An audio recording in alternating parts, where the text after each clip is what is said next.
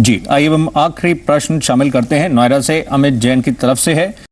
अमित जैन ने कहा ये हायर स्टडीज के लिए विदेश जाना चाहते हैं, इनको लोन की रिक्वायरमेंट है एजुकेशनल लोन की 6 लाख की, लेकिन इन्होंने उसमें साथ में ये भी मेंशन किया है कि सिक्योरिटी देने के लिए किसी प्रकार से कोई इनके पास नहीं है कोई एसेट जिसके अगेंस्ट ये लोन के लिए आगे बढ़ सकें।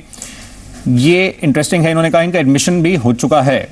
इन दैट केस बलवंत साहब, अगर ये इनका एडमिशन हो गया है, ये डिजर्विंग है, लेकिन ये फाइनेंसेस की वजह से ऐसा कोर्स को आगे नहीं लेकर बढ़ पा रहे हैं, तो इनके सामने विकल्प किस तरह से रहेंगे?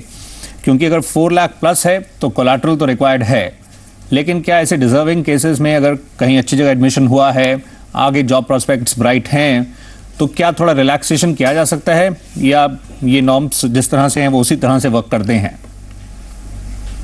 देखिए सौरभ जी, ऐसा है, आईबीए की गाइडलाइंस है, उसके वो मैंडेटरी है। मैंडेटरी इन द सेंस कि वो मिनिमम कंप्लाई करना चाहिए।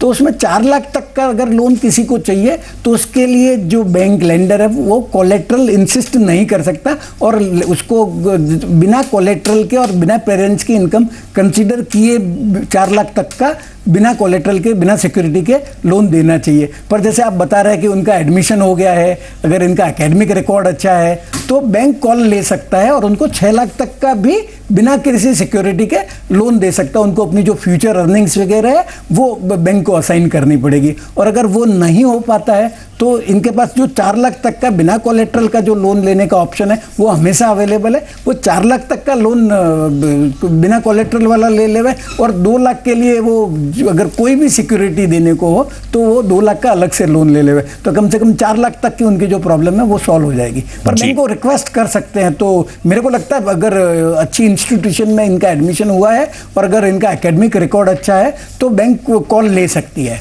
जी, तो इसको लेकर कई स्कीम्स हैं। आप नियर बाय किसी पीएसयू बैंक में एक बार ट्राई भी कर सकते हैं। तो काफ़ी इजी टर्म्स एंड कंडीशंस पर ये मिलता है एजुकेशनल लोन, और आपके केस के अकॉर्डिंगली इस तरह से ये आपके समक्ष रखी गई हैं डिटेल्स। अधिक जानकारी आप स्क्रीन पर देख सकते हैं, और इस तरह से आगे बढ़िए। All the best.